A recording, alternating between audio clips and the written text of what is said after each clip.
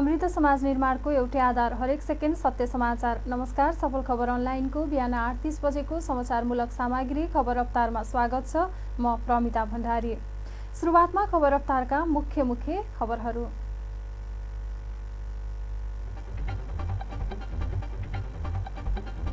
सत्तारूढ दल नेकपाको स्थायी कमिटी बैठकमा जाने प्रयास असफल। गत 17 गते स्थगित भएको सचिवालय बैठक आजका लागि निर्धारण।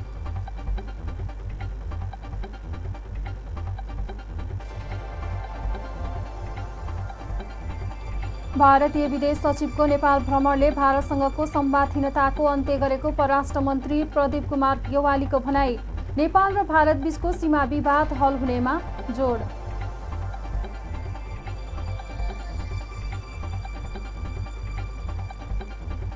कांग्रेसद्वारा संसद अधिवेशन बोलाउन माग। मङ्सिर 29 गते देशैभर प्रदर्शन गर्ने निर्णय। राष्ट्रपतिले संवैधानिक सीमा नाघेको आरोप।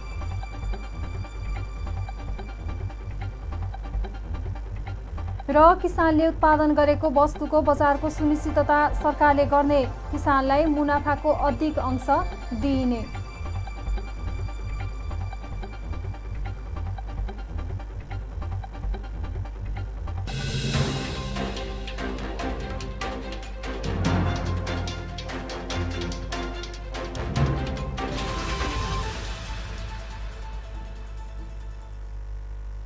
अब खबर रफ्तारमा। सत्तारूढ दल नेकपाका अध्यक्षद्वय प्रधानमन्त्री केपी शर्मा ओली र पुष्पकमल दाहालका आफ्नो अडानका कारण आरोप प्रत्यारोपको दस्तावेज सचिवालयमै टुङ्गो लगाएर स्थायी कमिटी बैठकमा जाने प्रयास असफल भएको छ। प्रधानमन्त्री ओलीको अनुपस्थितिका कारण गत 17 गते स्थगित भएको सचिवालय बैठक आजको लागि निर्धारण गरिएको छ। ओली पक्षधरले बैठक केही समय रोकेर अध्यक्षद्वयकै बीचमा थप संवाद गर्नुपर्ने मत राखिरहेकाले आजको बैठक बस्ने र नबस्ने निश्चित छैन। यद्यपि अर्का अध्यक्ष पुष्पकमल दाहालले भने सचिवालयमा छलफलका लागि आएका सबै दस्तावेजलाई स्थायी कमिटीमा लगेर टुङ्गो लगाउनु पर्ने पक्षमा रहनु भएको छ।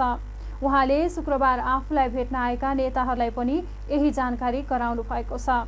अध्यक्ष दाहाललाई भेट्न पुगेका सचिवालय सदस्य ईश्वर पोखरेलले बैठक केही दिन रोकेर साझा प्रस्तावका लागि छलफल अघि बढाउन सुझाव दिएका थिए। तर दाहालले प्रस्तावहरूका विषय कमिटीले नै टुङ्गो लगाउने आफ्नो पूर्ववर्ती अडान यथावत रहेको बताउनु भएको थियो।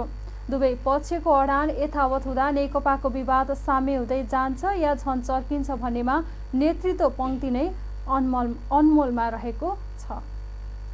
परराष्ट्र मन्त्री गेवालीले भारतीय विदेश सचिवको भ्रमणसँगै भारतसँगको औपचारिक संवादको ढोका खुलेको बताउनु भएको छ। संघीय संसद प्रतिनिधि सभा अन्तर्गतको अन्तर्राष्ट्रिय सम्बन्ध समितिको शुक्रबारको बैठकमा उहाँले यस्तो बताउनु भएको हो। परराष्ट्र मन्त्री प्रदीप कुमार ग्यावालीले भारतीय विदेश सचिवको नेपाल भ्रमणले भारतसँगको संवादहीनताको अवस्थालाई अन्त्य गरेको बताउनु भएको छ। संघीय संसद प्रतिनिधि सभा अन्तर्गतको अन्तर्राष्ट्रिय सम्बन्ध समितिको शुक्रबारको बैठकमा उपस्थित हुनुभएका परराष्ट्र मन्त्री ग्यावालीले भारतीय विदेश सचिवको भ्रमणसँगै भारतसँगको औपचारिक संवादको ढोका खुलेको बताउनु भएको हो। विदेश सचिवको नेपाल भ्रमणमा सीमा सम्बन्धी समस्यालाई औपचारिक एजेन्डा बनाएर उठाइसकेको र त्यसलाई प्रेस विज्ञप्तिमा समेत उल्लेख गरिएको बताउनु भयो। नेपालले जुन उचाइबाट सीमा समस्याको कुरा राख्नुपर्ने हो त्यसलाई औपचारिक रूपमा नै एजेन्डा बनाएर राखिएको प्रश्न पार्नुभयो। यसबाट नेपाल र भारतबीच रहेका सीमा विवाद लगायतका सबै विषयहरू छलफल हुने बाटो खुल्ला भएको पनि मन्त्री ग्यावालीले बताउनु भयो। व्यापार, वाणिज्य, जलस्रोत, सीमा विवादका विषयमा भारतसँग स्पष्ट छलफल गर्ने बाटो खुल्ला भएको र यसलाई भारतीय सरकारले पनि स्वीकार गरेको उहाँको भनाइ छ।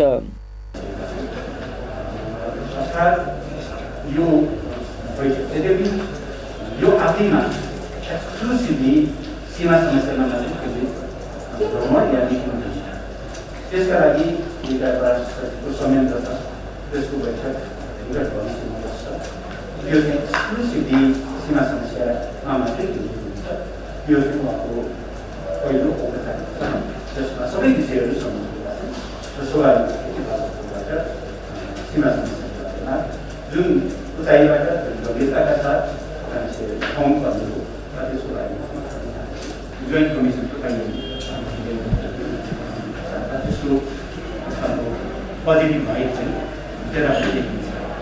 बिचमा सम्बन्धन यसै हिसाबले गर्ने तयारी एउटा समितिलाई जनाएको छ। दुवै मुलुकका परराष्ट्र मन्त्री रहेको संयुक्त आयोगको बैठक गर्ने तयारी भएको पनि मन्त्री ग्यावालीले बताउनु भयो। नेपाल भारत सम्बन्धमा देखिएको समस्यालाई वार्ताबाट समाधान गर्ने र सुदृढ बनाएर जाने दिशामा अगाडि बढिसकेको पनि मन्त्री ग्यावालीको भनाइ छ। कांग्रेसले संसदको अधिवेशन तत्काल बोलाउन माग गर्ने भएको छ। मङ्सिर 29 गते देशभर सरकार विरुद्ध प्रदर्शन गर्ने पनि निर्णय गरेको छ। शुक्रबार देउवा निवासमा बसेको पार्टी पदाधिकारी तथा पूर्व पदाधिकारीको बैठकले यो निर्णय गरेको सह महामन्त्री प्रकाश शरण महतले जानकारी दिनुभयो। कांग्रेसले भ्रष्टाचार कोरोना नियन्त्रणमा सरकार असफल रहेकोले 77 जिल्लामा विरोध प्रदर्शन गर्न लागेको हो। संसद अविलम्ब बोलाउनु पर्ने सदन र सडकबाट सरकारका जनहित विपरीत कामको विरोध गर्ने निर्णय कांग्रेसले गरेको छ। यसैगरी वरिष्ठ नेता रामचन्द्र पौडेलले तनहु घटनाबारे बैठकमा ब्रिफिङ गर्नुभएको छ। उहाँले प्रधानमन्त्रीकै निर्देशनमा पुल उद्घाटन गर्ने कार्यक्रममा अवरोध भएको आरोप लगाउनुभयो। उच्च स्तरीय राष्ट्रिय शिक्षा आयोगले 2075 सालमा सरकारलाई बुझाएको प्रतिवेदन अहिलेसम्म सार्वजनिक नभएपछि आयोगका सदस्यहरूले शुक्रबार काठमाडौँमा एक कार्यक्रम आयोजना गरी सार्वजनिक गरेका छन्।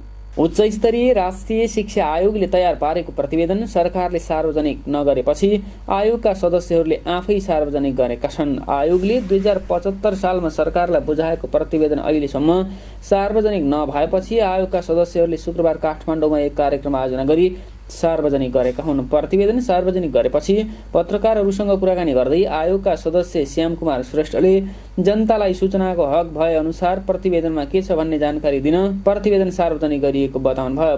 प्रतिवेदनमा सबै विद्यालयमा विषयगत दक्ष शिक्षक दिनुपर्ने, अधिकार सम्पन्न योग्य प्रधानाध्यापक दिनुपर्ने, पूर्वाधारका संरचनाहरू दिनुपर्ने, समाजका राम्रा व्यक्तिहरू शिक्षण पेसामा आउन् भन्नका लागि अन्य सरकारी कर्मचारीको भन्दा 10% ज्यादा तलब दिनुपर्ने लगायतका विषयहरू उल्लेख रहेको श्रेष्ठले बताउनुभयो। 12 कक्षा पास गरेका विद्यार्थी जो उच्च शिक्षामा जान चाहँदैनन् उनीहरूलाई न्यूनतम व्यावसायिक सिपले योग्य हुनुपर्ने गरी हरेक विद्यालय व्यावसायिक बनाउनु पर्ने उहाँको भनाइ छ। उच्च शिक्षामा राजनीतिकरण हुने अवस्थालाई अन्त्य गर्नुपर्ने, प्रधानमन्त्री तथा शिक्षा मन्त्री पदाधिकारी हुने प्रणालीको अन्त्य हुनुपर्ने कुरामा पनि प्रतिवेदनमा उल्लेख गरिएको छ। यस्तै आयोगका आमन्त्रित सदस्य बाबुराम थापाले विश्वविद्यालयलाई अनुसन्धानको केन्द्र बनाइनुपर्ने विषय पनि प्रतिवेदनमा समावेश भएको बताउनुभयो। निजी विद्यालयले लिने शुल्क, शिक्षकलाई दिने तलब र उनीहरूको हिसाब नियमन हुनुपर्ने, नाफा रहित हुनुपर्ने, 10 वर्षभित्रमा सबै निजी विद्यालयहरू सार्वजनिक गुठीमा बदल्नुपर्ने पनि प्रतिवेदनमा उल्लेख छ।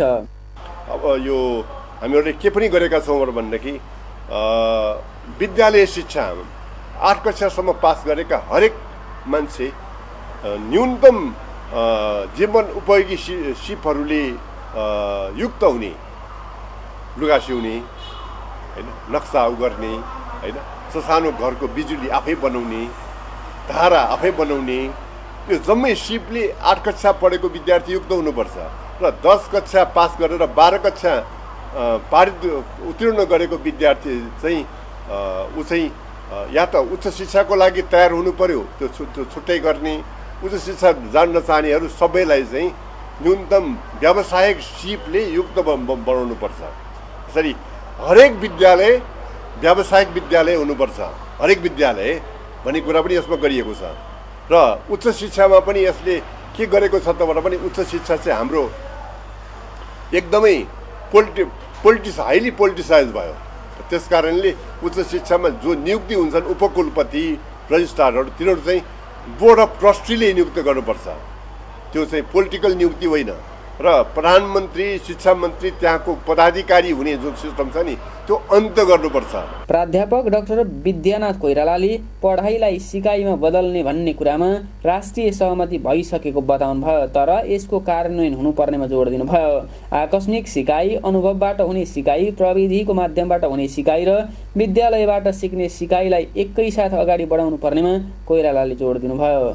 सामुदायिक विद्यालयभित्रको पनि शिक्षकहरूको प्रबन्ध, विद्यालय व्यवस्थापन समिति लगायतको कुराहरूको पनि त्यहाँ कुरा गरिएको छ भने अहिलेको यो विश्वविद्यालय शिक्षा पनि त्यति रिसर्च ओरिएन्टेड हुन सकिरहेको छैन। त्यसैले त्यसलाई पनि रिसर्च ओरिएन्टेड कसरी बढाउन सकिन्छ भन्ने कुरा छ र शिक्षा भनेको औपचारिक रूपले मात्रै हुने होइन, अनौपचारिक रूपबाट पनि शिक्षालाई सञ्चालन गर्न सकिन्छ, त्यसलाई मजबुतीकरण गर्न सकिन्छ भन्ने कुरा विशेष गरी एसडिजी सस्टेनेबल डेभलपमेन्ट गोललाई समेत मध्यनजर गरेर यी कुराहरू चाहिँ हामीले समावेश। कोभिडका कारण सबै विद्यालयहरू बन्द भएको अवस्थामा विद्यार्थीको सिकाइलाई कसरी व्यवस्थित गर्ने र अबको शिक्षालाई कसरी अगाडि बढाउने भन्ने सम्बन्धमा प्रतिवेदन महत्त्वपूर्ण हुने पनि उहाँको भनाइ छ। अर्थमन्त्री विष्णुप्रसाद पौडेलले समाजसेवी सपना मगरलाई भेटेर बधाई दिनुभएको छ।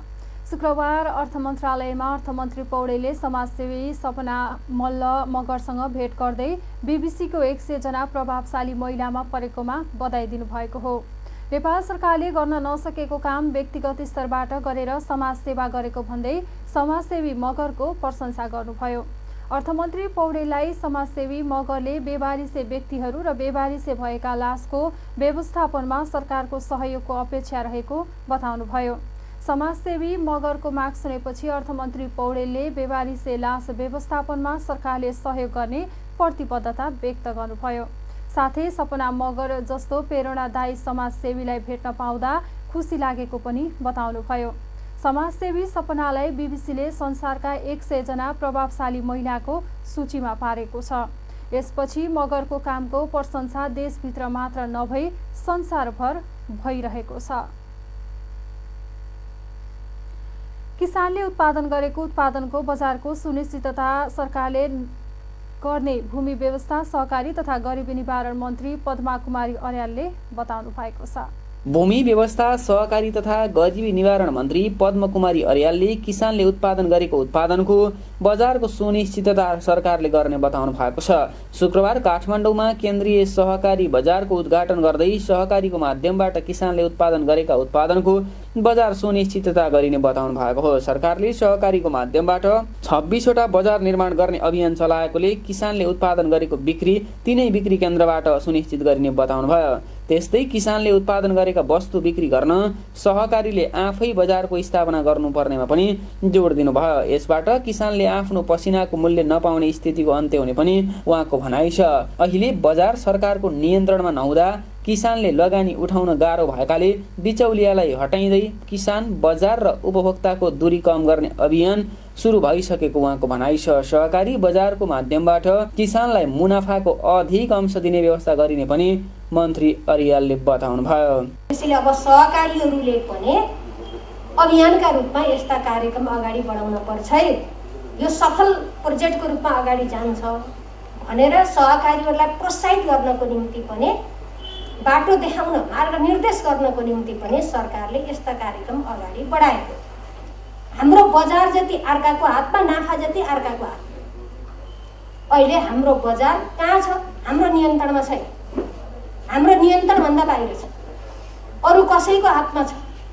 त अरू कसैको हातमा हुँदाखेरि के हो भन्दा किसानहरूले फाइदा प्राप्त गर्न सकेनन्, मुस्किलले आफ्नो लगानी उठाउन पनि गाह्रो हुने, घाटामा जाने यो स्थिति देखिसकेपछि हामीले सहकारी बजारमा भएको जुन बिचौलिया, त्यो बिचौलियालाई घटाउने अनि त्यसपछि उपभोक्ता र बजारको दूरी कम गर्दै सिधै जुन उत्पादन गर्ने किसान हो त्यो किसानकोमा मुनाफाको बेसी अंश किसानमा पर्ने गरी व्यवस्था गर्ने, सिधै बजार र किसानलाई भेट गराउने माध्यमको रूपमा पनि हामीले यो बजारलाई ल्याएको छ। सहकारी बजारलाई आधुनिक र गुणस्तरीय बनाउँदै लैजाने पनि मन्त्री अर्यालको भनाइ छ। सहकारी बजारको आफ्नै कोल्ड स्टोर स्थापना गर्ने, विषादीको परीक्षण गर्न प्रविधिको व्यवस्थापन गरी उपभोक्तालाई स्वस्थ खाद्य वस्तु उपभोग गर्ने वातावरण निर्माण गर्ने पनि उहाँले बताउनुभयो। यी समाचारसँगै हामी खबर रफ्तारको अन्तिममा छौँ। अन्तिममा खबर रफ्तारका मुख्य खबरहरू पुनः एकपटक। सत्तारूढ दल नेकपाको स्थायी कमिटी बैठकमा जाने प्रयास असफल। गत 17 गते स्थगित भएको सचिवालय बैठक आजका लागि निर्धारण।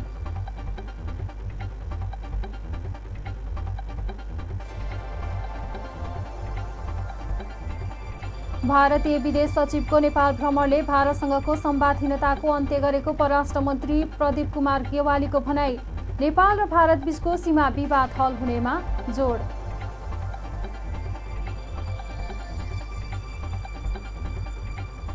कांग्रेसद्वारा संसद अधिवेशन बोलाउन माग। मङ्सिर 29 गते देशैभर प्रदर्शन गर्ने निर्णय। राष्ट्रपतिले संवैधानिक सीमा नाघेको आरोप।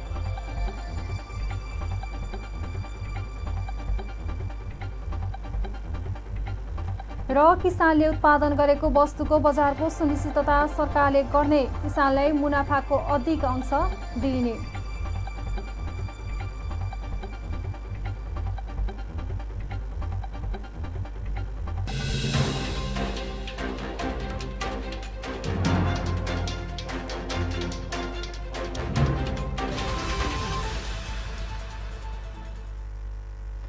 अहिलेका लागि खबर अवतार सकियो। नियमित खबर, सूचना र मनोरञ्जनका लागि सफल खबर टेलिभिजन र सफल खबर अनलाइन हेरिरहनुहोला। हामीलाई बिदा दिनुहोस्। नमस्कार।